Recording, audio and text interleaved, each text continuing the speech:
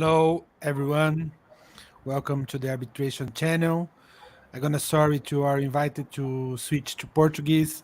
Olá a todos, bem-vindos ao canal Arbitragem. A gente está começando hoje um projeto em parceria com a filial do C.Arb Brasil, e esse projeto vai chamar Momento, C.Arb. Hoje é o primeiro deles. Eu queria agradecer muito ao Cesar Pereira e à Cristina Mastrobuono que fizeram isso possível, e todo o pessoal do C.Arb, da filial aqui do Brasil. E hoje eles trouxeram pessoas incríveis aqui para falar dos cursos e das formações dos aceleradores do C.Arb. Então, sem mais, eu vou passar a palavra para o César para começar os trabalhos de hoje. Boa noite, César, tudo bem? Boa noite, Lauro. Obrigado. Eu vou, então, passar a falar em inglês a partir de agora, junto com os nossos convidados aqui.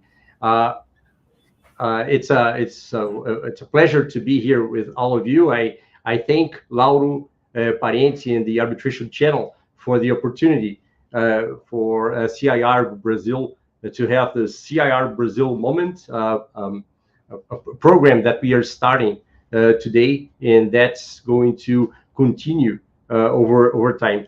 I thank Cristina Mastrobuono, my colleague from C.Arb Brazil, and who's here with me as an interviewer to greet and welcome our guests. We the Brazil branch of the Chartered Institute of Arbitrators, we will offer again this year what we call the accelerated route to fellowship, which is a very intense program for discussion and for the assessment of practitioners, of arbitrators that wish to become fellows of the Chartered Institute. Part of what we're going to discuss today has to do with what it is to be a fellow, why people want to be fellows. And for this first program of the C.Arb Brazil Moment, we have invited two of the faculty members that will be here in São Paulo between October the 3rd and October the 7th for this accelerated route to fellowship program. We have here with us Jeff Elkinson and Shan Greer. Jeff is the course director for this program. It's going to be our first in-person program after the pandemic. The last one we had in Brazil in person was in 2019. We had very successful virtual programs in 2020 and 2021. And we are very happy to be able to meet our faculty members and our participants in person again this year. I will briefly introduce you, Jeff and Shan, and then we will move on with the conversation here. Jeff is a barrister and an attorney and a partner of the Bermuda office of Conyers, Dill and Pierman, a leading offshore law firm.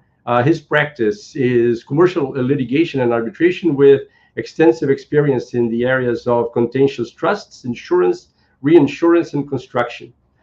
He specializes in administrative law, in regulatory work in connection with telecommunications and treaties. He is a chartered arbitrator and a fellow of the Chartered Institute of Arbitrators. He's an active arbitrator and counsel in domestic and international disputes, with appointments from ICC, LCIA, CIArb, and HKIAC, among others. He has audience rights in numerous jurisdictions and is also very active as the course director and tutor for all courses offered by C.Arb. He's a past president of C.Arb. He was a president in 2012. And we are very proud to say that Jeff has been in every fellowship program that has ever been held in person or virtually in Brazil.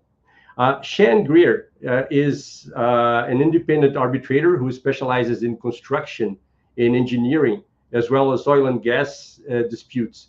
She has more than 20 years of experience in complex and high-value transaction and commercial disputes, and is a leading figure in international arbitration. She is qualified to handle disputes in civil and common law jurisdictions. She is originally from St. Lucia, and I think she has also Canadian citizenship, right? And she's based in London. So she's very international, just by definition, right? And she has sat as arbitrator in ad hoc, UNCITRAL, AAA, ICDR, PCA arbitrations. She has developed a very extensive practice in the Caribbean due to her background and international expertise, and has also sat in jurisdictions including Europe, North America, and Asia. She's a fellow of C.Arb, and she's a member of the C.Arb Education and Membership Committee. And she has been chair of the Chartered Institute of Arbitrators Caribbean branch. So welcome, Jeff and Shan. It's a great pleasure to have you here with us. And now I will turn to my colleague, Cristina Mastrobuono, who is known to all of you and fellow of the Chartered Institute of Arbitrators as well, for her initial comments and for her questions. Thank you. Thank you, Cesar, very much.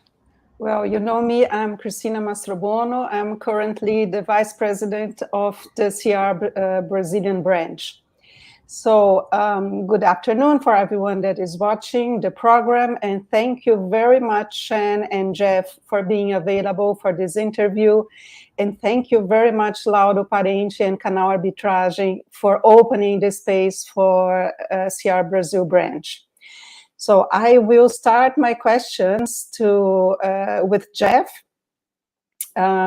Jeff, you were president of C.Arb Worldwide in 2012.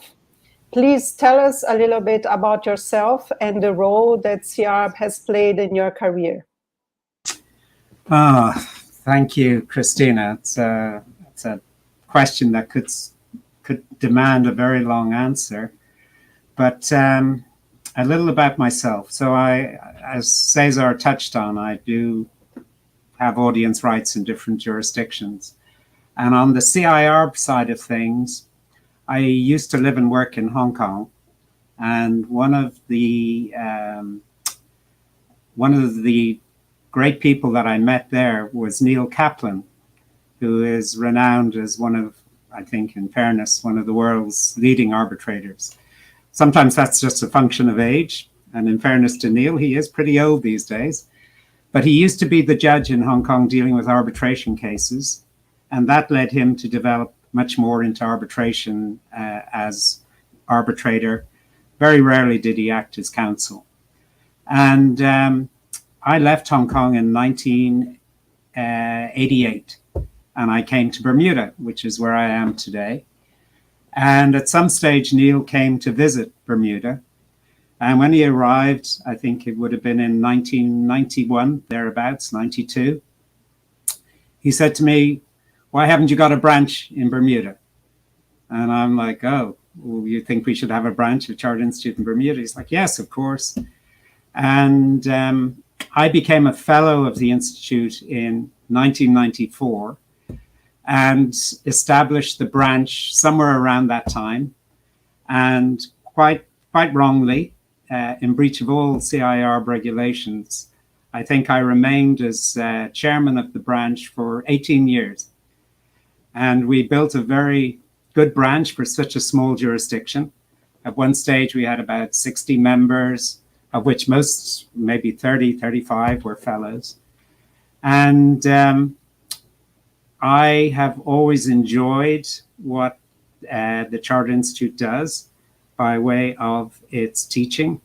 I think it can't be beaten. I think the courses that are run by the Chartered Institute are really so important for people to develop a clear understanding of what arbitration is, and also a great place to meet other people in the industry and develop great relationships. So at some stage, yes, you touch on the fact that I became president in 2012.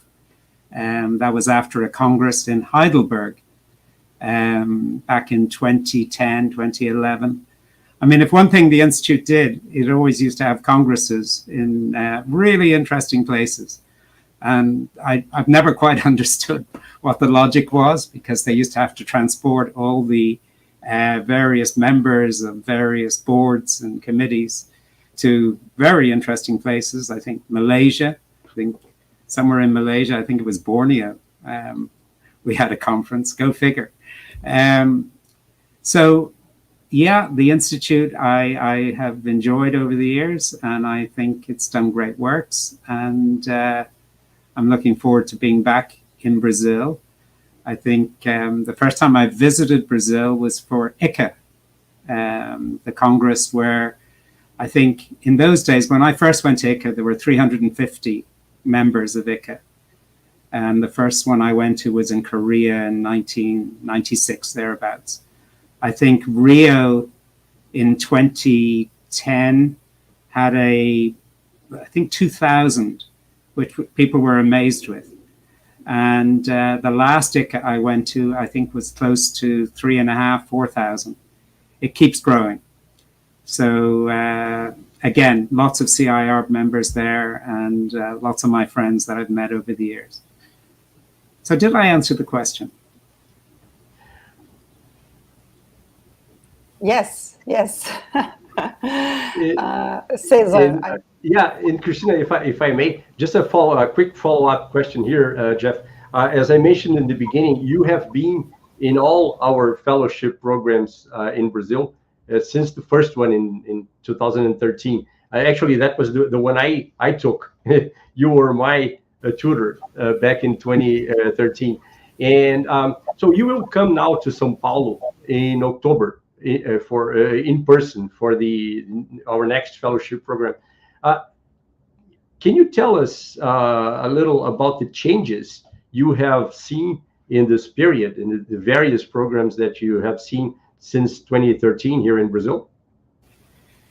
Yeah, I mean, obviously, you're quite right about yourself, Cesar. You were one of the early attendees, together with Napoleon, Tanico. I know, Cristina, you were in a more recent program, maybe 5 years ago. I've lost track. But so many of the group that now runs this amazing branch have been caught being lectured or addressed by me. And in fairness, mostly we had fun. I found it always enjoyable doing the courses in Brazil. We first started, I remember, it was all very basic. It was all CAM, CCBC, have been amazing from the outset. I don't think they knew what they were letting themselves in for, but they opened up their facility to us. We had Louisa Kamel in those days. I think she was just the secretary. And now I know she's like Secretary General, Fellow of the Institute. But she was great then. She was so supportive. Frederico Straba was the boss of the CAM CCBC. And it was all very, I don't think people really knew what they were letting themselves in for. I remember when I was asked to do the course, the first thing I said was, look, you want me to go to Brazil? My Portuguese is certainly not up to that. And the answer I got back was, no. The course is meant to be in English. These are international arbitrators that we're going to be training. And my gosh, the standard of English was fantastic from all those who attended. And as I say, we had a lot of fun. And over the years, it's just become more and more professionalized. I mean, when we did some of these virtual conferences in the last couple of years, I was amazed about how well organized the tech was and how we were being brought into the breakout rooms. And it was seamless. And I have to say, I don't recall any real problems whatsoever. And I say that just so that Lauro and his team can, they know they have something to keep up with. So yeah, it's been fantastic, and the branch I know has just grown, and I think the enthusiasm has got greater. Cesar, I don't know where you get your energy from, because in other branches people come, they go, they've had enough, they're out of it. But the Brazil branch is the most energetic and the most enthusiastic of them all. Well, Jeff, Cesar is the most hyperactive person I've known in my entire life. Yeah. Does he ever sleep? Well, I don't know about that, but he just keeps sending messages 5 in the morning and 12 at night. But well, that's why we have been able to take forward so many nice programs in Brazil. So Shan, please, you have participated in our fellowship program virtually, and now you're coming in person to São Paulo. What is your expectation to the face-to-face program? I think that, first of all, I'm really excited to come to Brazil to participate in the program in person. I think we can all agree, for various reasons, we've seen a notable shift from the delivery of all forms of arbitration-related services, including training, from face-to-face to online. And I don't think anyone can deny the benefits of using online platforms. Not only does going virtual allow us to help the environment, but it also allows us to reach a wider audience at a fraction of the price.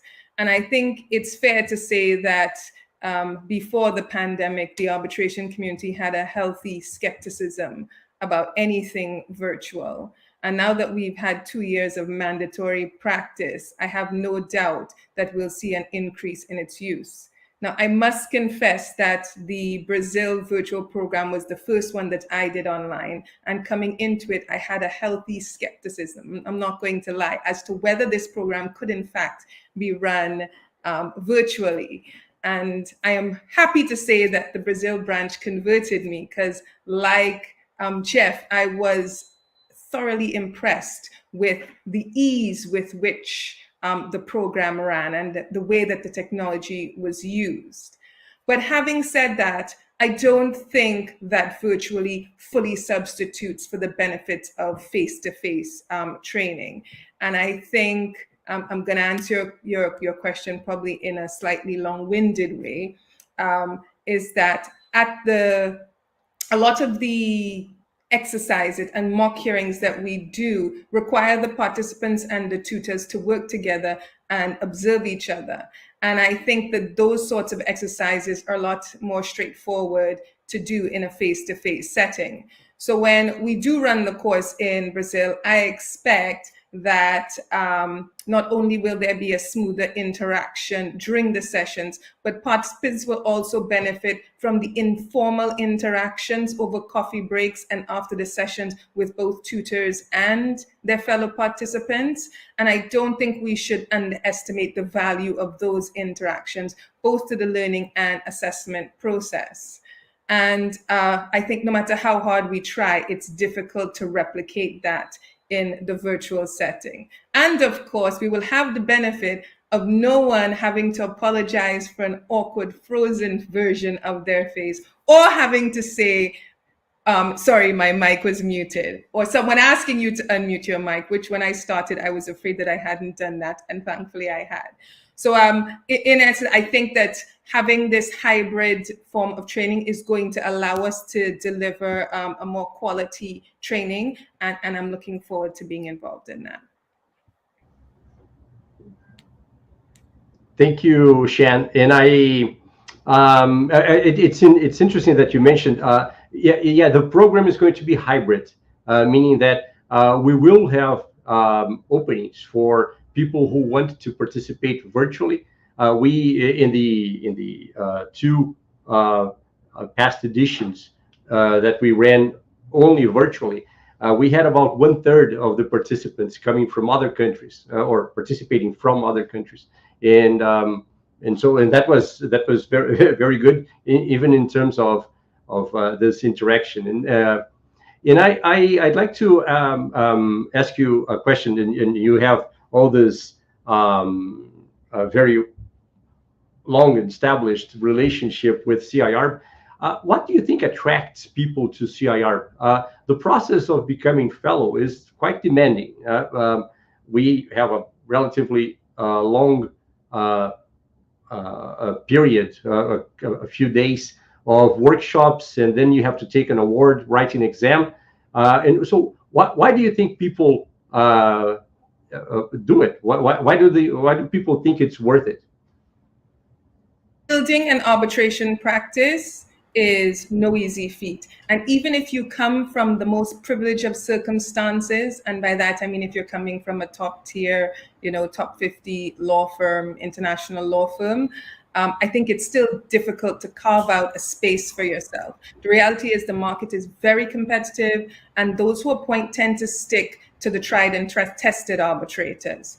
Now, with this in mind, the hurdles are even higher if you're coming to the table with experience outside of the traditional markets. So by way of example, I am from a small island called St. Lucia, which is 238 square miles of paradise. And I share that beautiful rock with about 180,000 other people. Now, we're known for a lot of things, including being, the #1 honeymoon destination in all of the world. What we're not known for is international arbitration. So when I tried to carve out my own international practice, it was very difficult because people did not understand the sort of qualifications I have, the sort of experience I've got, because it doesn't come from the traditional places one would expect. And with this in mind, it means that persons from these non-traditional jurisdictions have even higher hurdles to climb when they come to the market. And parties and their counsel want to feel confident that the arbitrators they appoint have the experience and skill sets to deliver an enforceable award. And it can be hard to assess that, in all fairness to those who are appointing, if the prospective arbitrator does not have the traditional CV from recognized jurisdictions. So I think C.Arb gives an added advantage to these persons because it provides an objective bar against which everyone can be judged. The fellowship course is no respecter of persons, and by that I mean it treats all candidates equally, regardless of your background. Whether you take the course in Brazil, the Caribbean, Nigeria, Sydney, London, the standard is exactly the same. And it's a high standard. And because the course is rigorous and challenging in the way that it assesses candidates, when you're completed, you can confidently say that your experience and skill sets have been tested by experienced arbitrators who have deemed you worthy. And I think that speaks to the arbitration community when you try to market yourself. And certainly, for that reason, I think there is benefit in the independent certification. And I must admit that in addition to the network which Jeff has spoken about, having that qualification has done a lot for me. And more importantly, on a sidebar, it also helps professionals develop their own jurisdiction. I was one of the older members of the Caribbean branch, and when we first started, we had 60 members and not an arbitration center in sight. 15 years later, we have 4 arbitration centers where assisting in the development of arbitration laws. Even CARICOM now has adopted a model, and all of that was supported and pushed forward by the Caribbean branch. So it can also be used by regional professionals to support the arbitration community in their regions. Thank you, Shan. I think you brought something very, very important, that the Chartered Institute is worldwide recognized. So when you get a fellowship, you have this stamp of quality in your background, and I think that's maybe the most important thing. But another thing of the Chartered Institute is the guidelines that they provide us. So and one of the most important is the ethic, the guidelines about ethics. Mm-hmm. So, Jeff, could you share your experience about situations you have encountered in which ethical issues were involved? And have you relied on the Charter Institute guidelines or other directions? Well, that's a loaded question when you ask me, did I rely on the Charter Institute guidelines? Obviously, the IBA, long before the Charter Institute, had such guidelines out there. And I would like to think that people's own ethical values ruled. As lawyers, particularly, we are bound by such things, such as honesty, integrity, impartiality at the appropriate times. Yes, I mean, obviously, I've seen over the years various things that happen in arbitration where you shake your head and you say, that's not right. I mean, impartiality is certainly a very important factor and a very important, it's probably the most important, independence, impartiality in terms of the attributes for an arbitrator. Obviously, fairness comes in, and an ability to be able to reason and give a reasoned award when the time comes. But the opportunity to act unethically is always there, and it can happen even at the outset. And one of the things that is perhaps more innocuous, but just as important, is an arbitrator accepting an appointment when either they have not much time to take on the work because they have so many other appointments or just other commitments elsewhere. So they're not able to focus and dedicate the time needed for that particular dispute that they're appointed in. So that's one from the very outset that doesn't always come to mind to some people, because immediately when people think of ethics, they think of dishonest actions and something criminal almost. But yes, I've seen it all. I've seen and been aware of arbitrators who've taken bribes in an arbitration, arbitrators who are so partial that they can't agree to anything that the other two arbitrators have decided is the fair result. So it exists, but the guidelines, listen, every guideline that's put out by whatever organization, but let's put forward the Charter Institute, they're always worth reading, because it either inspires you to look elsewhere, or you say, wow, this is a great document, I have everything I need. But it prompts you to think and to look. And the Charter Institute over the years has developed many really good guidelines, all available on its website. Thank you, Jeff. And we are approaching the end of our time here, our program. I would like to highlight that what I think one of the main points that were raised today here is that the Chartered Institute gives us a platform, especially for countries like Brazil, and Shan mentioned St. Lucia as another example. Countries that are not one of the traditional hubs for international arbitration, gives Brazilian practitioners, arbitrators, the opportunity to interact with 18,000 members of C.Arb all over the world. This international visibility is something that's very valuable. We much like what Shan and Jeff mentioned, in Brazil, we were also in 2013 limited to one fellow, and over the course of these 9 years, we have grown to about 70 to 75 fellows in the Brazil branch, and we are very happy about this growth, and very much looking forward to additional growth in the coming years. I'd like to end by thanking again Jeff Elkinson and Shan Greer for being here with us.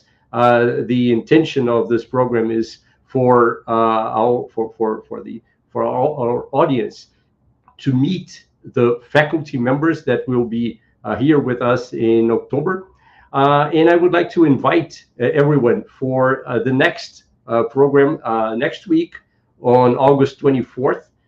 Cristina and I will interview N. Ryan Robertson, who is the immediate past president of C.Arb, and Anthony Damesis from the University of Ottawa, who will also be here and will be here in person. Anthony will participate virtually in the program in October. So thank you all again. Thank you, Lauro Parente and the Arbitration Channel.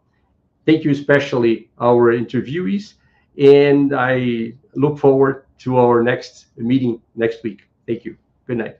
Obrigada. Boa noite.